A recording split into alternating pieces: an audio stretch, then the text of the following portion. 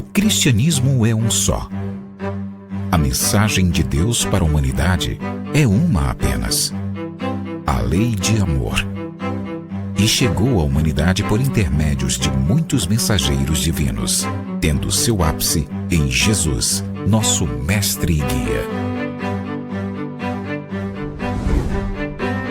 Ezequiel, Malaquias, Elias, Abraão, Moisés, Jesus, Kardec e todos os grandes avatares da humanidade vieram à Terra com o objetivo de trazer a mensagem divina ao homem, conforme a condição de entendimento da humanidade à época. Conquanto cada um tenha trazido a parte da verdade divina, todos juntos são a representação do amor do Criador. Assim como eles, cada um de nós tem a sua tarefa para com a humanidade, que é reformar-se e trabalhar pelo bem do seu próximo. Amai-vos, eis o primeiro mandamento. Instruí-vos, eis o segundo.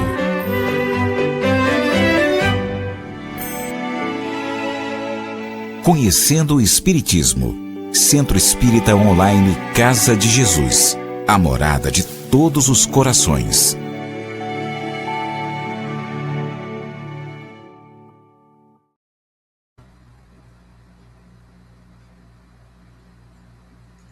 Olá, meus amigos, minhas amigas, sejam todos muito bem-vindos ao projeto Evangelho Sem Fronteiras, palestra pública, uma iniciativa do Centro Espírita Online Casa de Jesus.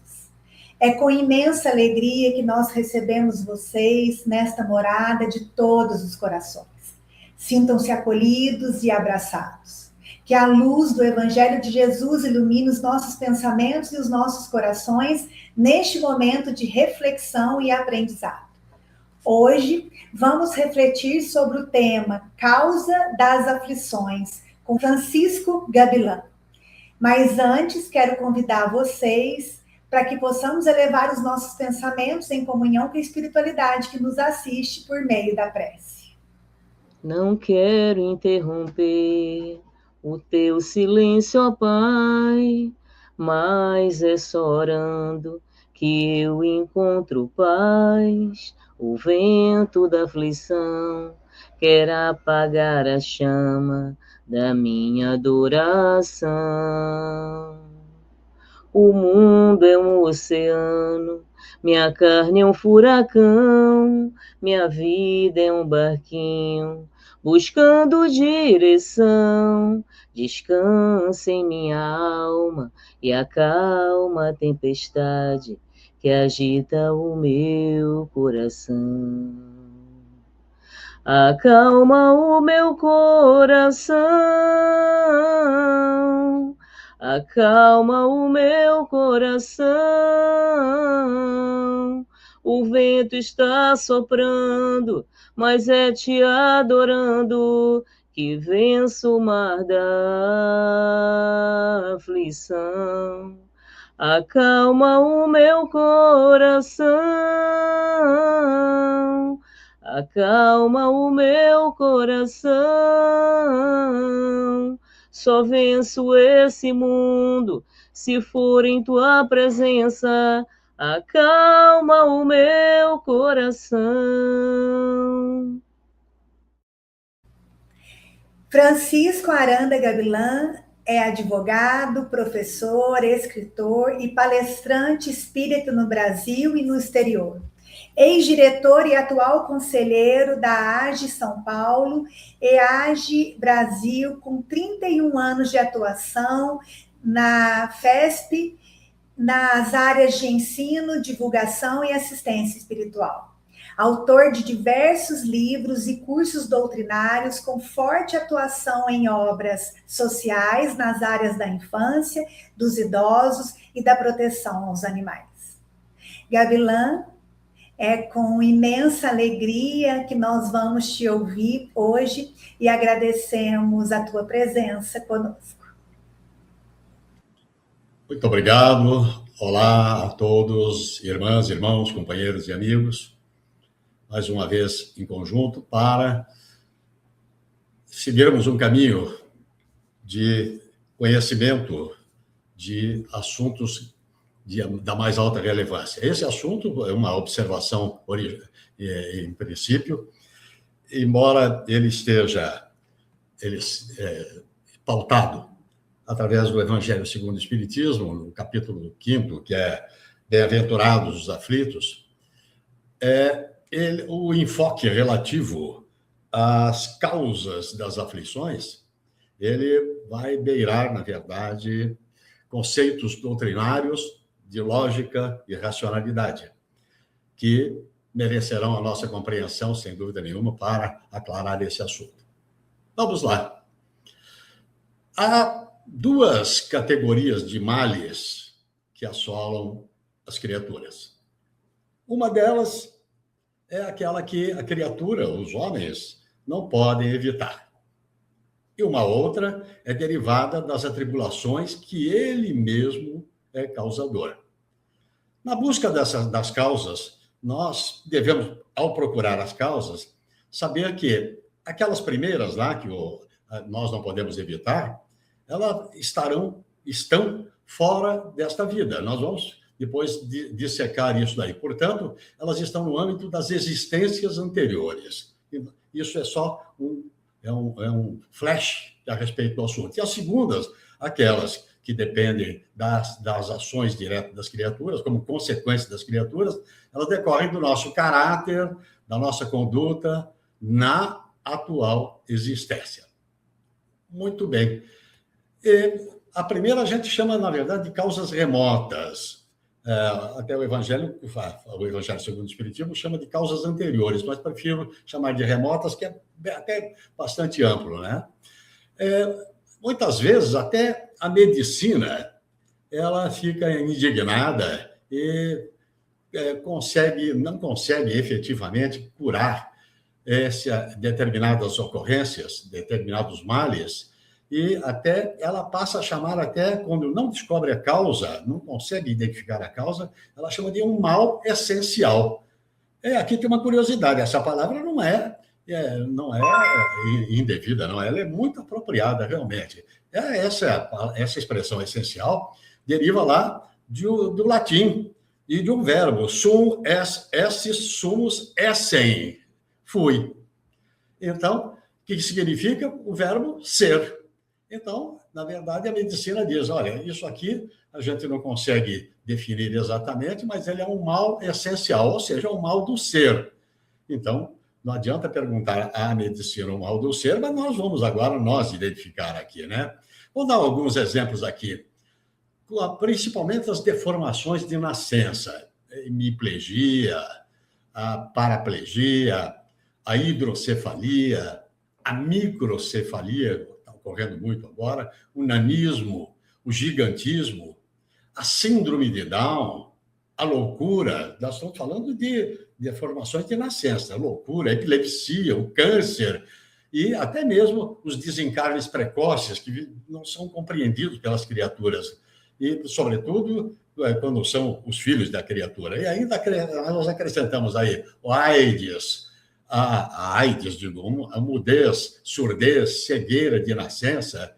Vejam bem, é preciso, na verdade, que nós analisemos esse assunto. Eles não têm uma explicação, as criaturas ficam indignadas quando isso ocorre no seio de uma sociedade, de uma família. E, apesar de que a gente não pode evitar, nós não podemos evitar, mas nós sabemos que existe um princípio lógico, científico e, portanto, filosófico, lógico, científico, filosófico e, portanto, espírita. Porque o espiritismo abarca, ele se pauta por todos esses caminhos, de lógica, científico, filosófico e, portanto, ética e moral, que nós consideramos, na verdade, como religião. Esse princípio é nada mais, nada menos do que a todo efeito corresponde uma causa. Transformando de outra maneira, não existe nenhum efeito a que não corresponda uma causa. Disse lá um filósofo brasileiro que o pessoal chamava de humorista, mas ele é um filósofo, na verdade, um artista. Ele disse o seguinte: se a gente não encontrar, numa determinada formulação, não encontrar a causa, uma de duas, ou nós ainda não temos capacidade de encontrá-la, ou então ela não existe. É uma metáfora, um sonho, uma ilusão, uma invencionice da criatura, um fato, né?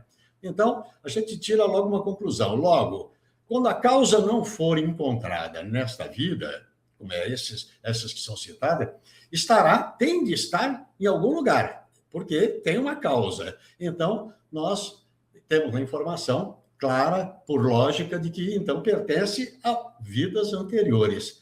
Esse é o princípio que a gente considera uma chave de ouro das vidas sucessivas, progressivas, que a denominação é reencarnação. Nós estamos insistindo de que ela é uma chave de ouro, porque há muitas pessoas que têm uma visão errada do que significa reencarnação, como se fosse, na verdade, uma invencionice. Até há quem afirme isso, até mesmo em televisão, como nós ouvimos aí, que ela é uma invencionice dos espíritos. Não é, não. A gente encontra esses princípios aí, mesmo sob o nome de ressurreição, mas com a clareza idêntica, fácil de entender, lógica, de que se trata da reencarnação em todo o Evangelho. Muito bem. Então, isso a gente já pode afirmar que a causa desses males que nós enumeramos aqui, que nós não conseguimos identificar na existência, ela está em nós mesmos. Em nós quem? Espíritos. E espíritos nós já podemos classificar como uma criatura, um ser imortal. Há muita gente que afirma o seguinte: nós somos eternos. Nós não somos eternos, não. Na verdade, o conceito de eternidade é que não se identifica o princípio, não tem princípio nem fim, e princípio nós temos. Fim, na verdade, não teremos. Nós vamos para a perfeição, isso lá bem para frente, né? Depois. Mas princípio nós temos, sim. Nós somos criaturas. Pode perguntar, inclusive, para alguém que não tem nenhuma convicção religiosa nem nada, o que ele é, não quem. O que ele é, ele vai dizer: bom, eu sou criatura. Pronto. Criatura já pressupõe a existência de uma causa, que é um criador. Muito bem. A reencarnação, apesar de ela mal compreendida em alguns momentos, hoje em dia já está bastante avançado. E eu sei que a rapaziada, principalmente a moçada, gosta de dizer: não, eu quero saber se isso, na verdade, tem alguma visão científica disso. E eu convido as pessoas a irem buscar num livro chamado Física da Alma, do professor Amit Goswami, doutor Amit Goswami, que é, na verdade, o maior físico quântico. Na verdade, seria segundo na ordem, mas, em termos de categorização, o maior físico quântico, que está ainda entre nós. Aí.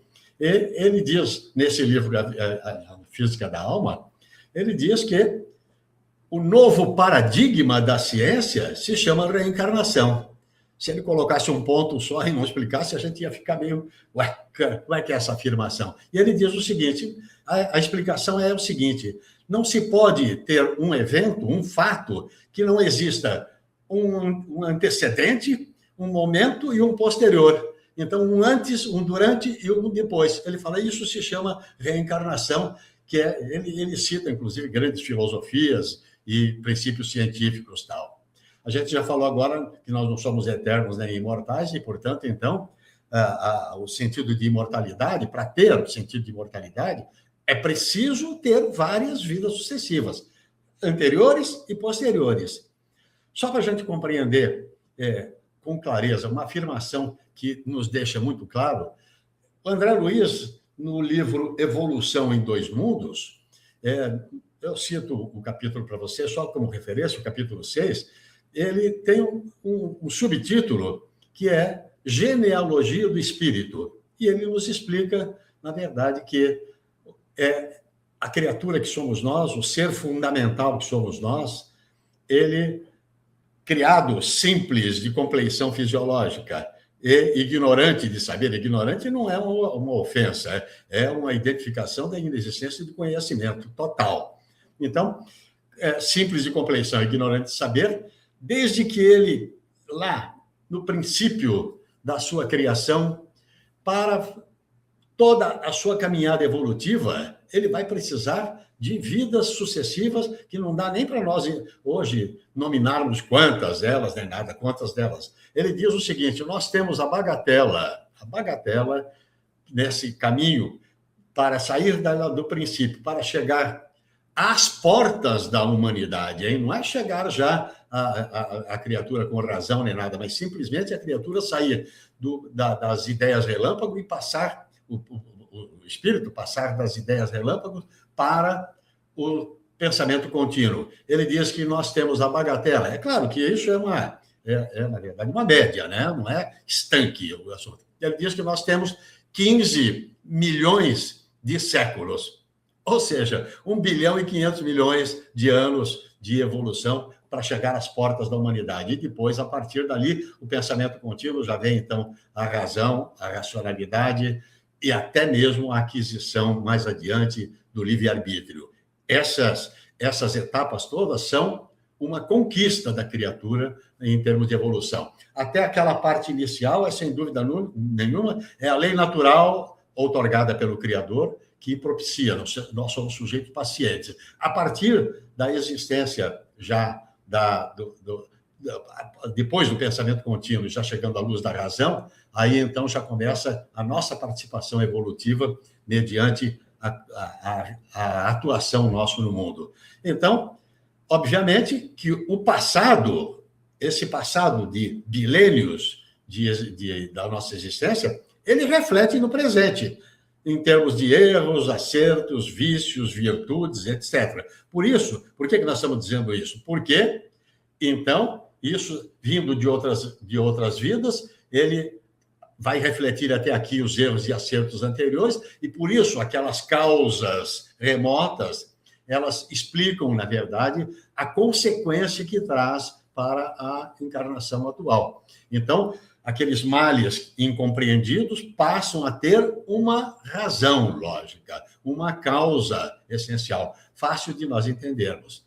Agora, nós saímos das remotas e vamos para as atuais, que é dentro do mesmo princípio. Não existe efeito sem causa, na verdade, né? Então, mas só que aqui, já nas causas atuais, quase sempre tem uma parte chamada de efeitos fisiológicos, de dores e males do físico, e aí, então, a lei aplicável é a lei de ação e reação, porque a lei de ação e reação é uma lei da física, e a lei de causa e efeito é uma lei espiritual. Então, mas nós vamos ver como é que se divide isso. Nós vamos encontrar a causa em nós mesmos, encarnados, na nossa atual existência. Quando eu falo atual, é a existência que a gente estiver vivenciando, não é isso? E nós repetimos na nossa conduta, no nosso caráter, na nossa própria culpa pelas ações, e vemos que essas dores, esses males, derivam atuais da nossa conduta no presente momento.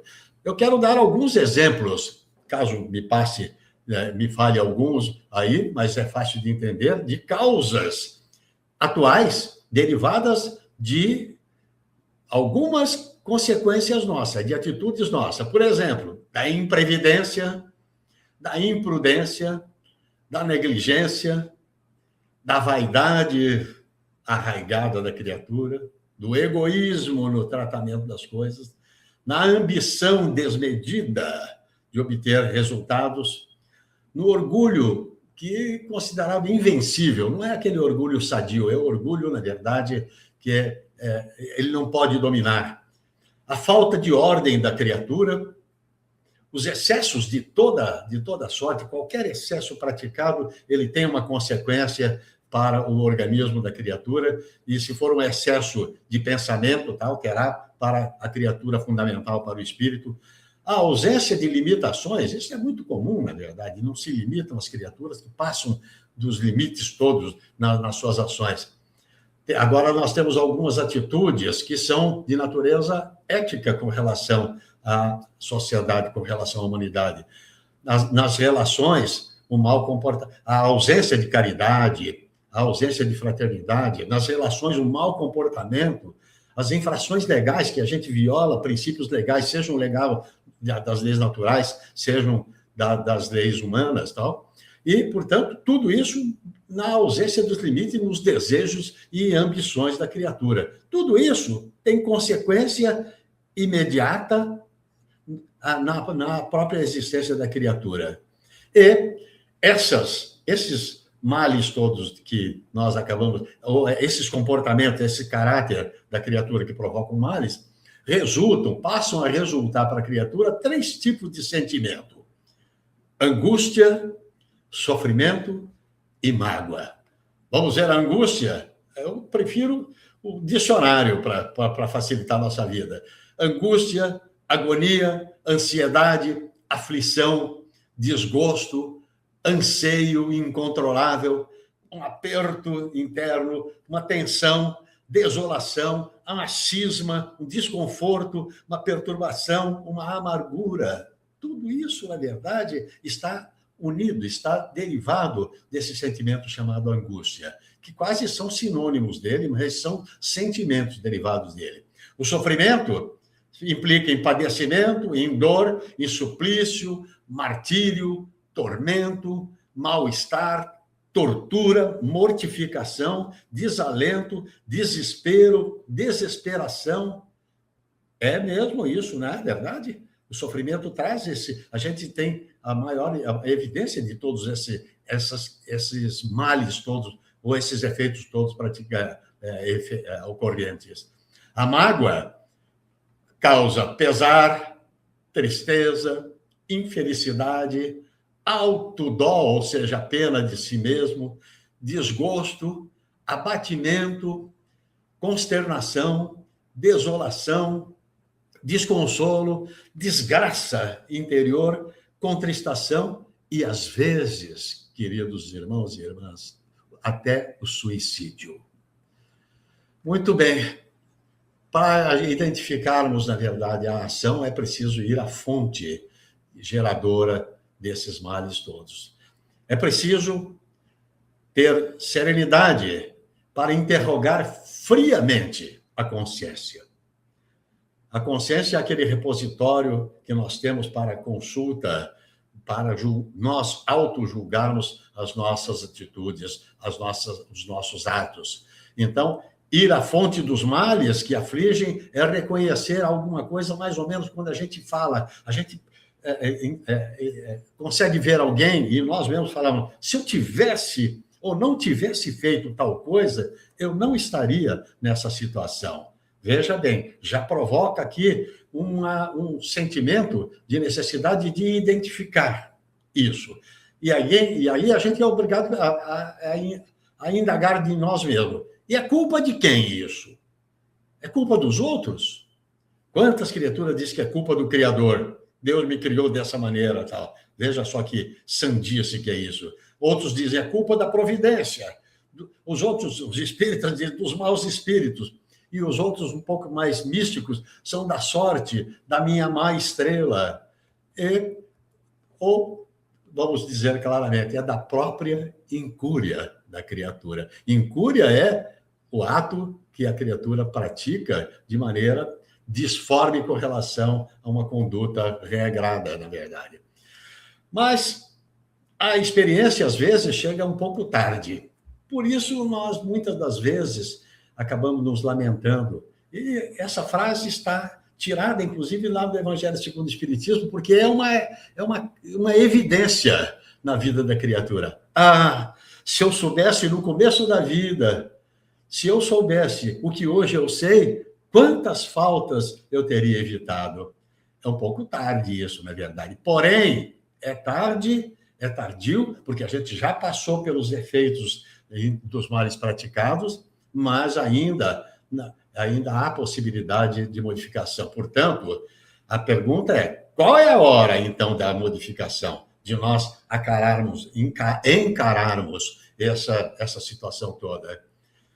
Nós somos criaturas imortais e temos, então, a reencarnação. Não pode ficar, na verdade, jogando. Ah, não deu nessa encarnação, vou jogar tudo para outra, tal. A oportunidade de modificação propiciada pela reencarnação, essa mesma oportunidade nos é permitida nesse instante. A hora de reflexão, de tentativa de identificação, do momento de modificação, é agora, é nesse instante. Muito bem. E a pergunta é, e o que fazer? Simples assim, trabalhar pelo adiantamento moral e intelectual. Estão lembrados da recomendação dos espíritos de alta indagação? Amai-vos e instruí-vos. Eu gosto, inclusive, nessa nossa fala aqui, nesse nosso tema, de colocar o contrário, de colocar... É preciso se instruir para entender, compreender, ter noção exata do porquê, então, exercer princípios éticos e morais para modificar a nossa conduta. Se a gente não compreender, quem sabe a gente passe por caminhos errados ou até mesmo amargurados de novo, né? Eu me lembro, falando desse assunto, do nosso querido Agostinho. Quando a gente fala de Agostinho é porque ele é tão bom, é tão companheiro nosso, tão claro, tão preciso nos ensinamentos, mas é o Santo Agostinho, para que as pessoas possam se identificar. O Kardec faz uma pergunta, no Livro dos Espíritos consta isso aí já, uma pergunta a Agostinho, dizendo mais ou menos o seguinte, com as nossas palavras. Fala-se muito em evolução, em progresso, em reforma, sobretudo em reforma íntima. Como é que a gente deve fazer isso? E ele disse, o Agostinho, na época, disse para o Kardec em latim. Eu vou fazer, só por curiosidade, reproduzir. Ele disse, noce te ipsum, que quer dizer, conhece-te a ti mesmo. E o Kardec perguntou, bom, e como é que faz para conhecer a si mesmo, né? Ele disse, olha, você, no dia seguinte a uma vivência sua, você vai avaliar todas as suas atitudes naquele dia. Aquelas que foram boas para você, de bom resultado para você, foram úteis, ou para alguém, para a sociedade, você coloca numa coluna, que vamos chamar de coluna A, vai? Ele não fala isso, fala numa coluna à direita. E na coluna à esquerda, você coloca aquelas que eram reprováveis, que você não concorda. É para não repetir. E a outra é para você, efetivamente, manter-se dentro daquela linha. Mas ele adiciona, depois, numa lição mais à frente, que, além de tudo, sobretudo, é preciso agir com fé. Mas nós temos a conceituação clara e precisa de que a fé não pode ser cega nem dogmática, porque isso induz, às vezes, a uma compreensão errada ou mesmo uma compreensão defeituosa. E por isso é que há um conceito de que a fé tem uns componentes que eu ousei fazer, inclusive, uma fórmula.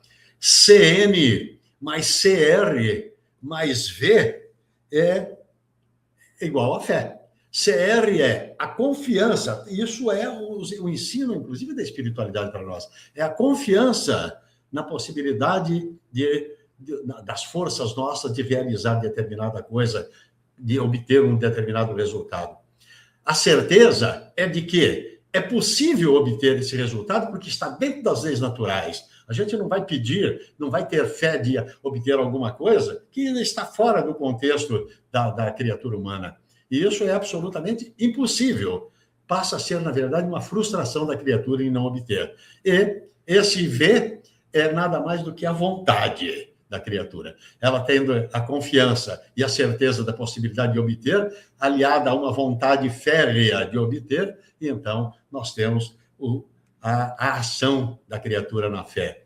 E nós queremos dizer que aqueles conceitos de fé tradicionais, antigos, que representam atitudes meramente materiais, na verdade, passa a ser incompreensível, porque criaturas obtêm resultado e outras não obtêm resultado, e assim mesmo, às vezes mesmo, acabam criando problemas físicos para si mesmo, né? Muito bem, voltando a falar agora em termos, entre aspas, a fé é a confiança que se tem na realização de uma coisa e a certeza de atingir determinado fim. E esses dois componentes, aliado à vontade, dão uma lucidez para ver a meta que nós estamos visando obter e os meios de alcançar. E aí, então, vem a vontade, a vontade. Vejam só, essa lucidez é exatamente a possibilidade de compreender, diante daquela confiança e daquela certeza da possibilidade de obter, essa lucidez mostra para nós o caminho a ser traçado e os meios de alcançar. Muito bem, essa confiança, ela alija, ela extirpa a dúvida e a incerteza.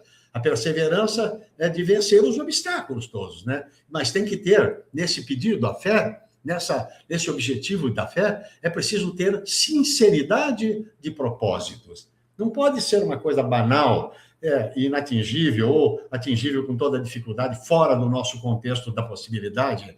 E a fé, nós queremos dizer que ela não pode importar no milagre, porque milagre, na conceituação clássica dele, significa, na verdade, a existência de algo fora, além, acima da lei natural. E nós, na verdade, sabemos que acima e fora, ao arrepio da lei natural, nada pode ser exequível. Então, essa afirmação, essa possibilidade de falar, não, eu vou esperar um milagre, não espere o milagre, tenha aquela certeza, aquela confiança e utilize a vontade, a lucidez que daí vem e a vontade.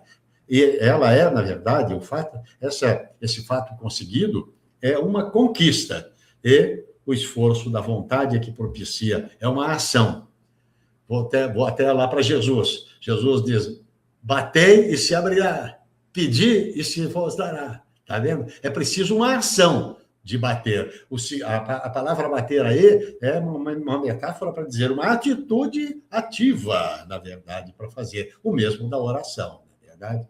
Muito bem. Então, o fundamental da recomendação da espiritualidade é seguir a recomendação de quem sabe das coisas. Quem é que sabe das coisas efetivamente? É Jesus. E ele disse para nós, é preciso, na verdade, duas atitudes da criatura. Orai e vigiai. Bom, vamos inverter? Vigiar não é ficar de olho nas outras criaturas, não. Vigiar é os próprios pensamentos e as nossas ações na busca do aperfeiçoamento moral e intelectual. É isso, vigiar. Os defeitos, os vícios e também as virtudes, para realçar, né? E orar é reportar-se, na verdade, ao Criador. E quando a gente se reporta aos bons espíritos, a condução dela vai, na verdade, ao Criador, porque nós somos criaturas e dele dependemos, né? Por quê? Porque Deus deseja o nosso próprio bem e sempre nos prover do absolutamente melhor. Ele pode ser recusado o nosso pedido, mas não, a gente não deve se abater por isso. É porque, na verdade, nós estamos sujeitos à escolha de atos derivados do nosso passado, muitas das vezes, e isso pode gerar uma expiação, não é castigo, não, de vir para uma dificultosa existência presente, derivada de ações que nós cometemos no nosso passado. Não pode ficar atitudes errôneas, viciosas, maldosas, lesivas, não pode ficar ao léu. Não é possível, depois, como muitas criaturas pensam aí, eu estou cometendo alguns males, enfio o evangelho debaixo do braço e tenho fé de que a coisa se resolve. Não é aquele evangelho letra seca, viva, que pode resolver o assunto, mas sim essas atitudes que nós estamos falando. E a modificação nossa será proporcional à nossa resignação, sem dúvida nenhuma. Bom, daí nós tiramos algumas conclusões, como nós dissemos que o assunto se tornava doutrinário, né? Apesar de estar no Evangelho, segundo o Espiritismo. O nosso passado define o nosso presente. As causas remotas derivam, na verdade, da lei de causa e efeito. O nosso presente definirá o nosso futuro. Causas atuais, imediatas, dependem da lei de ação e reação. Nós falamos isso, é uma lei física, na verdade, né? E a conclusão com o mestre médico de almas, o mestre Jesus, a cada um segundo as suas obras. Dessa maneira é que nós podemos identificar aonde estão as causas das nossas aflições, dos nossos males, que, mesmo compreendendo essa lógica, essa retórica de que nós somos os autores dos nossos próprios males, há uma expressão muito grave, inclusive, da espiritualidade nos deu no passado, dizendo o seguinte: nós somos vítimas do algoz que somos nós mesmos. Nós é que construímos, ao largo da nossa existência, nas existências anteriores, construímos o nosso passado de bem, de ações boas, de virtudes e ações lesivas. Mas algumas delas são muito graves, efetivamente muito graves. E, na maioria das vezes, a reparação, a criatura fica, inclusive, para entender a razão da oportunidade de melhoria. Se ela fosse, na verdade, um espírito que, ao morrer o corpo físico, ao entrar em falência o corpo físico, acabava tudo para ele, ele não teria essa oportunidade, que é essa chave de ouro da oportunidade de vir vivenciar e reparar atitudes do passado, e é mesmo reproduzir atitudes boas, ações boas de desenvolvimento moral e intelectual. E, portanto, alguns dos casos, aqueles casos graves que a gente viu e que a medicina não conseguia descobrir qual é a causa, faz todas as análises de imagens, de tudo, de exames clínicos todos, não consegue identificar, ele chama de mal essencial, aqueles males lá, eles, na verdade, têm uma conexão muito grande com ações violentas praticadas em outras encarnações. É uma oportunidade que a criatura vem, às vezes, sem a possibilidade de se comunicar. Vamos falar, vem com hemiplegia, que é a paraplegia integral total, que a gente pega em algumas instituições, em muitas instituições. Nós, por exemplo, somos conselheiros da Casa André Luiz, e lá tem mais de 800 criaturas absolutamente imóveis, sendo alimentadas e sendo atendidas espiritualmente, e que as pessoas ficam indignadas. Por que isso? Por que essa criatura nasceu desse jeito? Então, a resposta não precisa ir buscar escarafunchar a vida dele, não, porque é desnecessário isso, mas pode ter a lógica de entender alguma coisa ele fez. Aliás, esse é um princípio que nós recomendamos que as criaturas usem. Que será que eu fui? Não interessa. Alguma coisa eu fiz. Pronto, já tem metade do caminho andado. E essas criaturas vêm, na verdade, proibidas de reincidir no erro praticado anteriormente. Elas ficam imóveis totalmente, com a impossibilidade total de manifestação, mas é exatamente para não repetir. A medicina, inclusive, usa uma expressão que os espíritos também usam, para não ser recidivo, ou seja, não incidir no mesmo erro lá. Há literatura muito grande a propósito da comunicação de espíritos que disseram que escolheram, eles se convenceram e escolheram. Há auxílio, sim, da espiritualidade para a criatura ter força suficiente de vir para uma encarnação com essas doenças muito graves. Aí, alguns de nós acabam não tendo força suficiente, vem ter uma vida normal, e aí incide naqueles erros todos lá, egoísmo desenfreado, a ganância, a falta de ações favoráveis em favor da humanidade própria e em favor de si mesmo, e aí vai construindo, na verdade. Isso não pode ficar simplesmente, apesar daquele arrependimento que a gente pode ter no final, se eu soubesse disso eu não faria, se eu soubesse disso lá na frente eu não faria isso. Apesar desse arrependimento, esses males todos, eles são, na verdade, uma marca dessa criatura, que estabelece o caráter dela. E, portanto, se ela não se modificar, ela vai carregar para outra encarnação. E a outra encarnação, ela não é obrigatória, ela não é compulsória.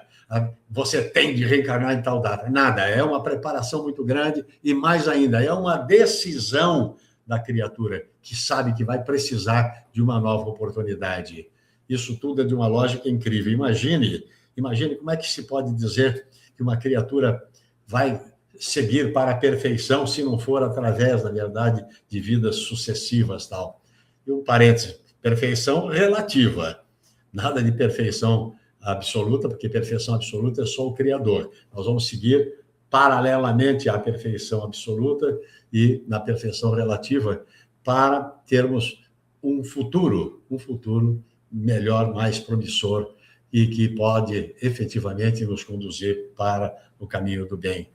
Eu peço licença a todos os companheiros e amigos que estão conosco para ver aqui para dar um fecho numa poesia da nossa querida poetisa com psicografia do nosso querido Chico Xavier, que se chama Conquista de Luz. Já o título demonstra, na verdade, que é algo que deve ser conquistado, né? Vejamos. Não creias, alma querida, seja a prova que atravessas a chaga maior da vida, marcando o suplício atroz.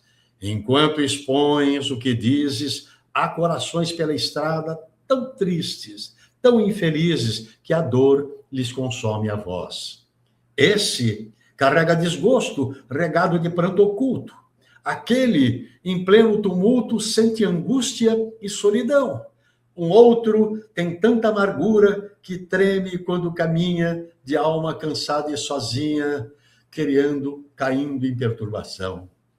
Esse transporta doenças, embora a expressão correta. O outro tem mágoa secreta, disfarçando o próprio eu. Aquele chora e tropeça na penúria em que se arrasa. O outro viu a morte em casa, revoltou-se e enlouqueceu. Alma irmã, tolera e aceita a provação recebida, abençoa a própria vida, seja essa vida qual for. O sofrimento, onde esteja, é a luz com que Deus nos guia nas lutas do dia a dia para a conquista do amor. Sigamos esses princípios. Graças a Deus. Meu muito obrigado pela atenção de todos e pelas reflexões que pudemos exercitar agora em conjunto. E ficamos muito gratos ao Centro Espírita Online Casa de Jesus. E obrigado a todos. E nós agradecemos de coração ao Francisco Gavilan por sua presença tão generosa e pela reflexão que nos trouxe hoje. E agradecemos também a cada um de vocês que esteve conosco até aqui. E para encerrar, convidamos a todos a trazer Jesus no coração por meio da prece.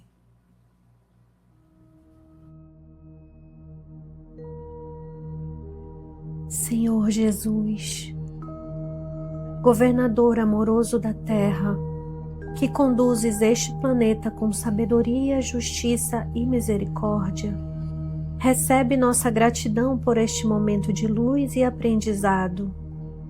Que tuas palavras, semeadas hoje, não fiquem apenas na mente, mas desçam ao coração e se transformem em gestos, escolhas e atitudes de amor. Envolve, Mestre querido, cada lar que nos acompanhou, cada coração que escutou, cada alma que, mesmo cansada, abriu uma fresta para que a esperança entrasse. Que Maria Santíssima, Mãe de infinita ternura, cubra-nos com seu manto de paz, acolhendo nossas dores, silenciando nossas angústias e nos ensinando a amar como ela ama, com presença, humildade e entrega. Que a sensibilidade espiritual bata à porta de cada um, não como imposição, mas como um convite suave à transformação interior. Permita, Jesus, que saiamos deste encontro um pouco mais humanos, um pouco mais conscientes e profundamente comprometidos com o bem, com o perdão e com o amor. Que assim seja.